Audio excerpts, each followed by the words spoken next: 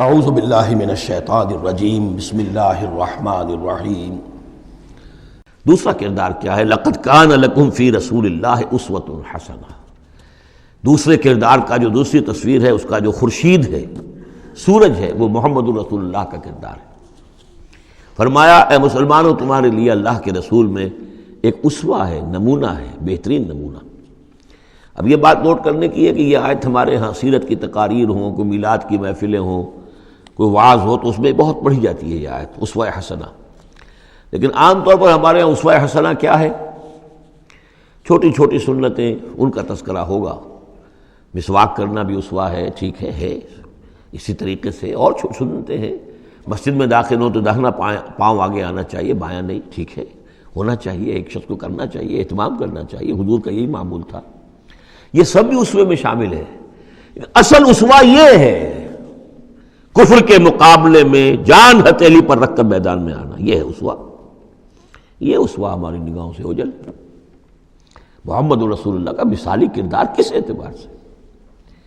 جب بھوک تھی شدید، حضور کو بھی بھوک تھی اور فاقہ تھا۔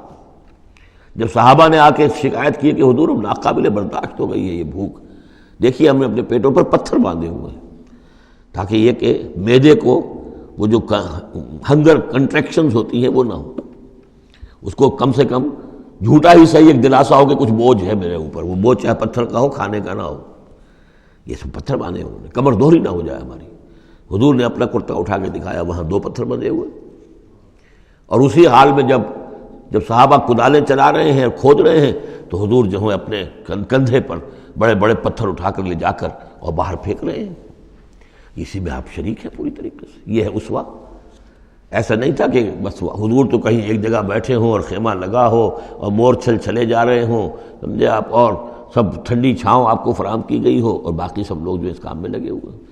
یہ اسوہ ہے محمد کا صلی اللہ علیہ وسلم۔ لقد کان لکم فی رسول اللہ اسوۃ حسنہ۔ اسی کو میں کہا کرتا ہوں جدید اصطلاح میں، ایک ہے میکرو اکنامکس اور ایک ہے مائکرو اکنامکس۔ تو مائکرو سنت کو تو لوگ جانتے ہیں، یہ سنت ہے، یہ سنت ہے، اس میں سے بعض کے بارے میں بڑے جھگڑے بھی ہیں، رفع یدین سنت ہے یا نہیں ہے، لیکن میں اس مسئلے پر نہیں جا رہا ہوں۔ لیکن میکرو سنت جو ہے، سب سے بڑی سنت جو ہے، وہ تو یہ ہے کہ وحی کے آغاز کے بعد سے لے کر 40 برس کی عمر کے بعد سے لے کر حضور نے ایک لحظہ، ایک منٹ معاش کی جد و جہد میں صرف نہیں کیا۔ پوری زندگی، پورا وقت، پوری توانائی، پوری قوت دعوت دین، اقامت دین، دین کی دعوت، دین کی اقامت، اسی میں لگائی۔ کوئی جائیداد نہیں بنائی، کوئی کاروبار، حالانکہ اس سے پہلے آپ بہت کامیاب تاجر تھے، کاروبار کرتے تھے، لیکن جب یہ فرض منصبی آ گیا، یا ایھا المدثر قم فانذر وربک فکبر، اب یہی کام ہے، تو کچھ تو اس کی بھی پیروی کرنے کی کوشش کی جائے، اس درجے میں نہ صحیح، وہ عکس تو ہو۔ میکرو سنت جو ہے، کسی درجے میں تو اپنی زندگی کے اندر اس کا عکس پیدا کیا جائے۔ ہاں، اس کے ساتھ پھر چھوٹی چھوٹی سنتیں بھی ہو جاؤں تو کیا کہنے ہیں، پھر نور علی نور ہے۔ لیکن یہ اس میکرو سنت کا تو ہے ہی نہیں، اپنے تو ساری توانائی، ساری طاقت، سارا وقت دنیا بنانے میں۔ تو لقد کان لکم فی رسول اللہ اسوۃ حسنۃ لمن کان یرجو اللہ والیوم الآخر۔ بڑی اہم آیت ہے یہ۔ اسوہ تو حضور کا اپنی جگہ پر مکمل ہے، کامل ہے، لیکن یہ کس کے لیے اسوہ ہے؟ جو یہ 2 شرطیں پوری کرے، 3 شرطیں، جو اللہ سے ملاقات کا امیدوار ہے، اللہ سے محبت کرتا ہے اور یوم آخر پر یقین رکھتا ہے، اور ذکر اللہ کثیرا، اور ذکر کرتا ہے اللہ کا کثرت کے ساتھ۔ یہ بالکل وہی بات ہے کہ قرآن مجید تو ہدایت ہے پوری نوع انسانی کے لیے، ھدی للناس، لیکن قرآن سے استفادے کی شرط ہے تقوی، ھدی للمتقین۔ تو جو ربط و تعلق ہے ان 2 آیتوں میں، وہی سمجھیے کہ اپنی جگہ پر حضور کی زندگی ایک اسوہ کاملہ ہے، مکمل، لیکن اس سے استفادے کی شرائط ہے، لمن کان یرجو اللہ والیوم الآخر وذکر اللہ کثیرا۔ اب یہ اہل ایمان، حضور کے بعد اہل ایمان کا تذکرہ ہو رہا ہے، محمد الرسول اللہ والذین معہ۔ اب معہ جو تھے اہل ایمان، ولما رأى المؤمنون الاحزاب، اور جب اہل ایمان نے دیکھا ان لشکروں کو، قالوا ھذا ما وعدنا اللہ ورسولہ وصدق اللہ ورسولہ، انہوں نے کہا یہی تو ہے جس کا اللہ نے وعدہ کیا تھا ہم سے اور اس کے رسول نے وعدہ کیا تھا۔ اب دیکھیے ایک ہی سچویشن ہے، اس کا ریئیکشن کس قدر ایک دوسرے سے مختلف ہے۔ معلوم ہے یہ مسئلہ ہے انسان کا اندرونی۔ یضل بہ کثیرا ویہدی بہ کثیرا، تو جیسے قرآن کے بارے میں آیا اسی طریقے سے اس سچویشن سے بھی انہوں نے کیا کہا؟ ہم نے تو سنا ہوا ہے، پہلے ہی اللہ نے کہہ دیا تھا وَلَنَبْلُوَنَّكُمْ بِشَيْءٍ مِّنَ الْخَوْفِ وَالْجُوعِ وَنَقْصٍ مِّنَ الْأَمْوَالِ وَالْأَنفُسِ وَالثَّمَرَاتِ، یہ قرآن مجید میں سورہ بقرہ میں آیت نہیں آ چکی تھی؟ لَتُبْلَوُنَّ فِي أَمْوَالِكُمْ فِي أَنفُسِكُمْ وَأَمْوَالِكُمْ، یہ کیا سورہ آل عمران میں آیت نہیں آ چکی تھی؟ یہ تو چیزیں وہی تو ہیں جس کا کہ ہم سے وعدہ کیا تھا۔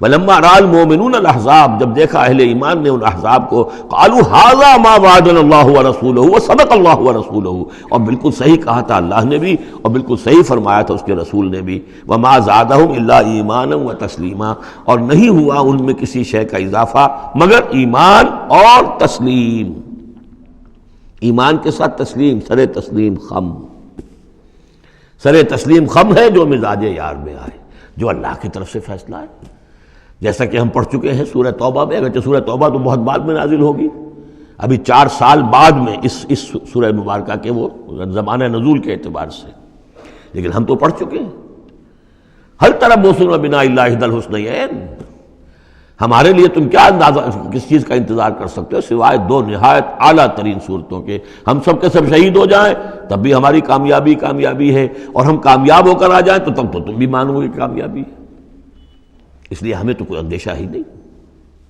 تو اس میں تسلیم ان کے اندر، اور ہم بھی تسلیم کی خو ڈالیں گے، بے نیازی تیری عادت ہی صحیح۔ من المؤمنین رجال صدقوا ما عاہدوا اللہ علیہ، اہل ایمان میں وہ جمع مرد لوگ ہیں رضی اللہ تعالی عنہم وارضاہم اجمعین، صدقوا ما عاہدوا اللہ علیہ، جنہوں نے سچا کر دکھایا وہ عہد جو انہوں نے اللہ سے کیا تھا۔ انہوں نے کہا تھا وہ اپنی جان اور مال حاضر ہے، ہم جنت کے عوض یہ سب کچھ دینے کو تیار ہیں، انہوں نے وہ عہد پورا کر دیا۔ فَمِنْهُمْ مَنْ قَضَى نَحْبَهُ، ان میں سے وہ بھی ہیں جو اپنی نظر گزار چکے، نظر پیش کر چکے۔ کتنے ہی صحابہ تھے جو اس وقت تک جام شہادت نوش کر چکے تھے، سن 5 ہے یہ تو، سن 3 میں 70 صحابہ تو غزوہ احد کے اندر ہی شہید ہوئے۔ فَمِنْهُمْ مَنْ قَضَى نَحْبَهُ، ان میں وہ بھی ہیں کہ جو اپنی نظر پیش کر چکے۔ وَمِنْهُمْ مَنْ يَنْتَظِرُ، اور باقی جو ہے وہ منتظر ہے کہ کب وقت آئے۔ یہ تو ہم انتظار میں ہیں کہ کب اللہ تعالیٰ ہمیں بھی شہادت کا درجہ دے، ہماری بھی شہادت قبول فرما لے۔ وبال دوش ہے سر جس میں ناتواں پہ مگر لگا رکھا ہے تیرے خنجر و ثنا کے لیے، ہم تو اللہ منتظر ہیں کہ کب ہماری باری آ جائے۔ فَمِنْهُمْ مَنْ قَضَى نَحْبَهُ وَمِنْهُمْ مَنْ يَنْتَظِرُ وَمَا بَدَّلُوا تَبْدِيلًا، اور انہوں نے ہرگز تبدیلی کوئی نہیں کی جو انہوں نے عہد اللہ سے کیا، سر بوس میں فرق نہیں آنے دیا۔ لِيَجْزِيَ اللَّهُ الصَّادِقِينَ بِصِدْقِهِمْ، تاکہ اللہ تعالیٰ سچوں کو ان کی سچائی کا پورا بدلہ دے۔ وَيُعَذِّبَ الْمُنَافِقِينَ إِن شَاءَ أَوْ يَتُوبَ عَلَيْهِمْ، اور ان منافقوں کو چاہے تو ان پر عذاب بھیج دے، اور چاہے تو ابھی ان کی توبہ قبول کر لے، انہیں توبہ کا موقع دے دے۔ یہ میں بتا چکا ہوں کہ آخری جو فیصلہ ہوا وہ جب کہ غزوہ تبوک کا معاملہ ہوا ہے، پھر آخری فیصلے ہوئے ہیں۔ یا سورہ نساء جو ہے اس کے اندر بھی وہ آیت آ گئی تھی کہ فی الدرک الاسفل من النار، لیکن آخری چیز کہ اے نبی استغفر لہم او لا تستغفر لہم ان تستغفر لہم 70 مرۃ فلن یغفر اللہ لہم، کہ اب آپ ان منافقوں کے لیے استغفار کریں یا نہ کریں، اگر 70 مرتبہ بھی استغفار کریں گے تب بھی اللہ ان کو معاف نہیں فرمائے گا۔ ان اللہ کان غفور الرحیم، یقیناً اللہ غفور الرحیم ہے۔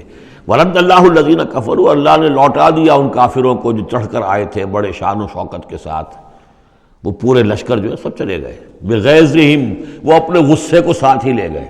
وہ غصہ جو ہے وہ نکالے بغیر، یا تو کوئی جنگ ہوتی، کچھ وہ قتل عام کرتے تو کچھ غصہ ان کا نکلتا، اللہ نے ان کو ان کے غصے کے ساتھ ہی واپس کر دیا۔ ورد اللہ الذین کفروا بغیظہم لم ینالوا خیرا، انہیں کوئی خیر حاصل نہ ہو سکا، کوئی فتح ہوتی، کوئی کارنامہ سر انجام دیا ہوتا، کچھ نہیں۔ وکفى اللہ المؤمنین القتال، اور اللہ کافی رہا اہل ایمان کی طرف سے قتال کے لیے۔ اہل ایمان کو تو جنگ کی نوبت ہی نہیں آئی، کھلی جنگ تو ہوئی نہیں، اللہ نے خود ہی آندھی بھیج کر اور جو بھی اپنی خفیہ تدابیر ہیں، جو بھی اپنی مدد تھی فرشتوں کے ذریعے سے، اللہ تعالیٰ نے گویا کہ اہل ایمان کو اس امتحان میں سے تو گزار دیا، باقی یہ کہ کوئی غضب نہیں پہنچنے دیا۔ وَكَانَ اللَّهُ قَوِيًّا عَزِيزًا، اور یقیناً اللہ تعالیٰ قوی اور عزیز ہے، زبردست ہے، قوت والا ہے۔ وَأَنزَلَ الَّذِينَ ظَاهَرُوهُمْ، اب یہ دوسرا ہے، اس کا جو ضمیمہ ہے غزوہ احزاب کا، وہ غزوہ بنی قریظہ ہے۔ روایات میں آتا ہے کہ حضور نے غزوہ، جب یہ لشکر چلے گئے، غزوہ احزاب ختم ہو گیا، تو آ کر واپس گھر آ کر اپنے ہتھیار وغیرہ اتارے، زرہ اتاری، تو حضرت جبرائیل آئے کہ آپ نے ہتھیار اتار دی، ہم نے تو ابھی اتارے نہیں ہیں، ابھی بنو قریظہ کو کیفر کردار تک پہنچانا ہے، انہوں نے جو غداری کی اس موقع پر، اپنے عہد کو توڑا ہے، اس کی سزا انہیں دینی ہے۔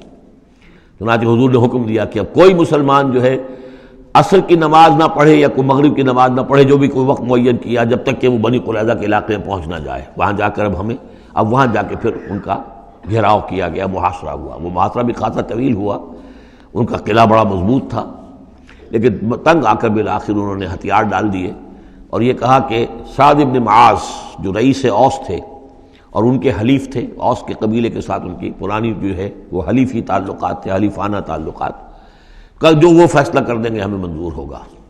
تو حضرت سعد بن معاذ رضی اللہ تعالی عنہ، جو تورات میں فیصلہ لکھا ہوا ہے بد عہدی کا، کہ قوم اگر تمہارے ساتھ بد عہدی کرے اور اس کے بعد اللہ تمہیں ان پر فتح دے دے تو کیا کرو، اس کے مطابق فیصلہ سنایا کہ ان کے جتنے جوان ہیں اس قبیلے کے، جو جنگ کرنے کے قابل ہیں، ان کو قتل کر دیا جائے، اور باقی جو ان کے بوڑھے ہوں یا اور ہوں، مرد ہوں، بچے ہوں، عورتیں ہوں، ان کو جو ہے غلام بنا لیا جائے، ان کا سارا مال ضبط ہو جائے گا۔ تو بدترین سزا جو ہے ان تین قبیلوں میں سے، جن میں سے ایک قبیلہ تھا بنی قینقاع کا، ایک تھا بنو نذیر، یہ دونوں تو صرف جلا وطن ہوئے ہیں، لیکن بدترین سزا پھر ان کو دی گئی ہے۔ وَأَنزَلَ الَّذِينَ ظَاهَرُوهُم مِّنْ أَهْلِ الْكِتَابِ، اور اللہ نے اتار لیا ان کو کہ جنہوں نے گٹھ جوڑ کیا تھا ان کے ساتھ، کافروں کے ساتھ، مشرکین کے ساتھ، اہل کتاب میں سے، من سیاسیہم، ان کے قلعوں سے، قلعوں میں تو تھے، گڑھیاں تھیں ان کی، لیکن اس سے پھر اتر آئے، ہتھیار ڈال دیے۔ وَقَذَفَ فِي قُلُوبِهِمُ الرُّعْبَ، اور اللہ نے ان کے دلوں میں رعب ڈال دیا۔ فَرِيقًا تَقْتُلُونَ، تو اب تم ایک ان میں سے کچھ کو تم قتل کر رہے ہو، وَتَأْسِرُونَ فَرِيقًا، اور کچھ کو تم نے اسیر بنا لیا ہے اور قیدی بنا لیا ہے، حضرت سعد بن معاذ کے فیصلے کے مطابق۔ وَأَوْرَثَكُمْ أَرْضَهُمْ وَدِيَارَهُمْ، اللہ نے تمہیں وارث بنا دیا ان کی زمینوں کا بھی، اور ان کے مکانوں کا، گھروں کا، ان کے قلعوں کا، وَأَمْوَالَهُمْ، اور ان کے اموال کا، وَأَرْضًا لَّن تَطَئُوهَا، اور ابھی بہت سی زمینیں ہیں جن پہ ابھی تمہارے قدم نہیں گئے، اللہ تعالیٰ تمہیں وہ دے گا۔ چنانچہ اس کے بعد اللہ نے فتح دینی جو شروع کی ہے۔ غزوہ احزاب جو ہے در حقیقت یہ ایک ٹرننگ پوائنٹ تھا حضور کی سیرت کے اندر، اس لیے کہ اس کے بعد حضور نے کہہ بھی دیا تھا، غزوہ احزاب کے بعد صحابہ کو خوشخبری دے دی تھی، لن تغزوکم قریش بعد عامکم ھذا، مسلمانوں اس سال کے بعد اب قریش تم پر دوبارہ حملہ آور نہیں ہوں گے۔ ان کی آخری یہ اٹیمپٹ تھی جو انہوں نے کر لی ہے، اب ان میں ہمت نہیں ہوگی کہ وہ دوبارہ چڑھائی کر کے آئیں، وَلَٰكِنَّكُمْ تَغْزُونَهُمْ، بلکہ اب تم چڑھائی کرو گے۔ وہ چڑھائی اگلے ہی سال سن 6 میں حضور نے کی، لیکن حضور نے کس طرح کی چڑھائی کی کہ عمرے کے لیے جا رہے ہیں ہم، تو ہتھیار نہیں ہے، ہتھیار بند ہے، احرام باندھا ہوا ہے۔ اب ایک ایسی سچویشن پیدا ہوئی مکے والوں کے لیے، نہ وہ نگلا جائے نہ اگلا جائے، کہ ان کی پرانی روایات ہیں یہ کہ کسی کو بھی عمرے کے لیے، حج کے لیے کوئی آئے اسے نہیں روک سکتے، لیکن مسلمانوں کو کیسے آنے دیں، اور روکے تو کیسے روکیں؟ بالآخر انہوں نے فیصلہ کیا ہم کسی ضرورت نہیں آنے دیں گے۔ ادھر حضور نے پھر جو ہے بیعت لے لی کہ اب یہاں سے ہم کوئی بھی زندہ نہیں جائے گا، سب جانے یہیں دے دیں گے۔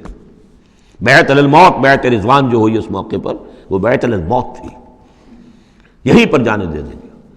جس کی خبریں وہاں پہنچی تو ان کے چھکے چھوٹ گئے۔ بہرحال پھر صلح ہوئی، جس صلح کو کہا ہے اللہ تعالیٰ نے انا فتحنا لک فتحا مبینا، تو فتح کا جو ہے دروازہ کھل گیا ہے غزوہ احزاب کے فوراً بعد، اور اسی کی طرف اشارہ ہے وہ ارضا لم تطئوہا، ابھی بہت سی زمینیں جن پر مسلمانوں تمہارے قدم نہیں پہنچے، ابھی تم نے گھوڑے نہیں دوڑائے ہیں، ابھی وہ تو زمینیں، اب کہاں سے کہاں تک آپ سمجھیے کہ 30 سال کے اندر کہاں سے کہاں تک مسلمانوں کی حکومت ہو گئی، تو وہ سارا اشارہ اس میں ہے، خاص طور پہ خیبر سن 7 میں یہودیوں کا گڑھ فتح ہو گیا۔ وَكَانَ اللَّهُ عَلَىٰ كُلِّ شَيْءٍ قَدِيرًا، اور اللہ تعالیٰ ہر چیز پر قادر ہے۔ صدق اللہ العظیم۔